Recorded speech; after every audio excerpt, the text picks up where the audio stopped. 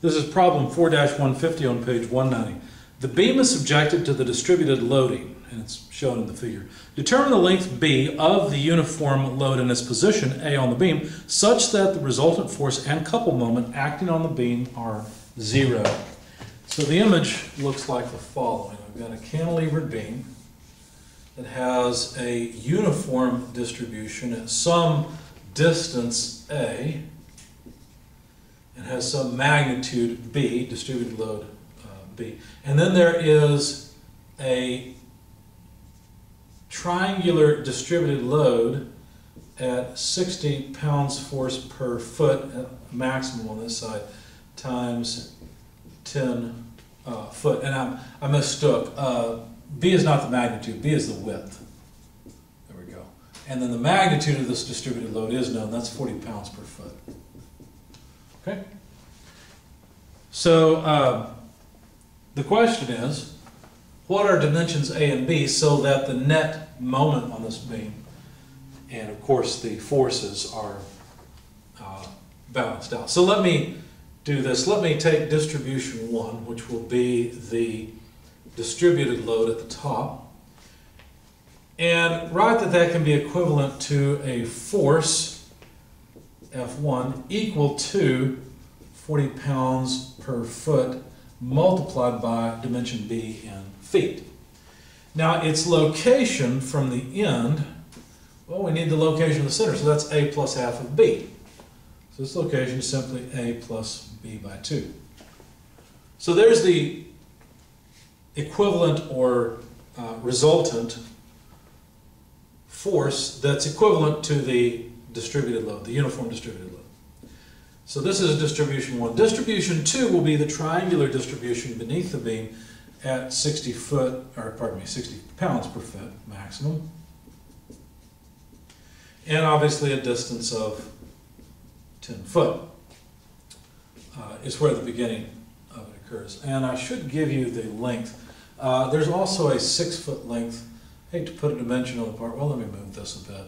60 pounds force per foot and a 6 foot length there. Okay?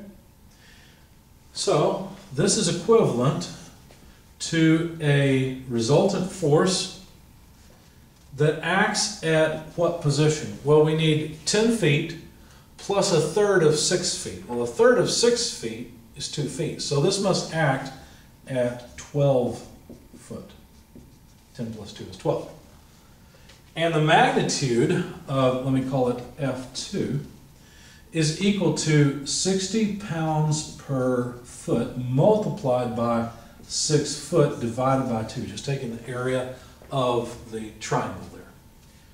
And so this comes out to 180 pounds force. So the resultant, F2, has a magnitude of 180 pounds. Now basically what we want is for the moment of these two resultants to cancel. So in other words, F1 multiplied by A plus B over 2, that's the moment about this point on the left of F1, should be equal to F2 times 12 foot. Right? Because we know that's where it's centered. Of course, we also know F2 is 180 pounds. Okay. Now another very important thing, oh well, I guess I'll give you this number. So this multiplication is 2,160 foot-pounds. Another really important thing is that we need force equilibrium as well as moment equilibrium. Okay? So the resultant force and couple moment have to be 0.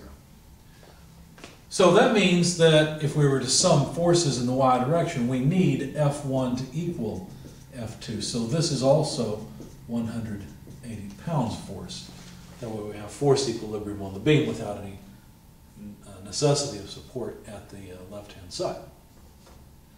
Okay, so this is still only one equation and two unknowns, where A and B are unknowns.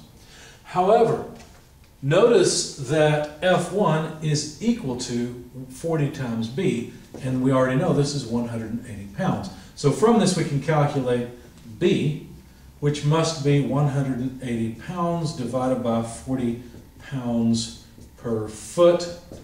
Feet are in the denominator of the denominator, so that puts them in the numerator.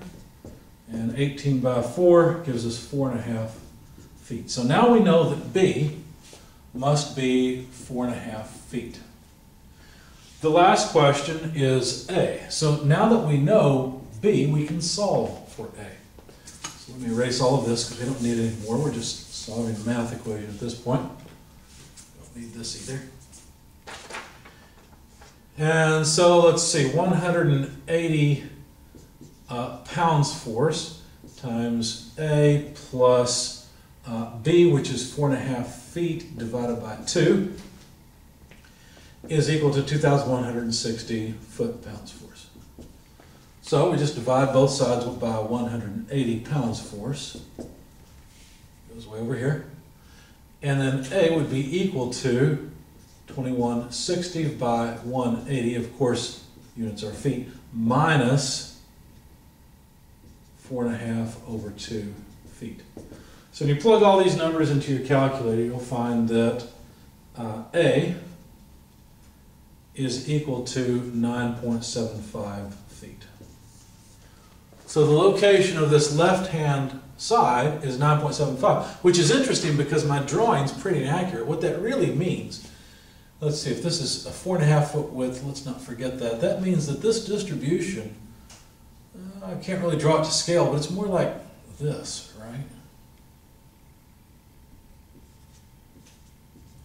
Where we have a almost 10 foot, 9.75 foot length out here.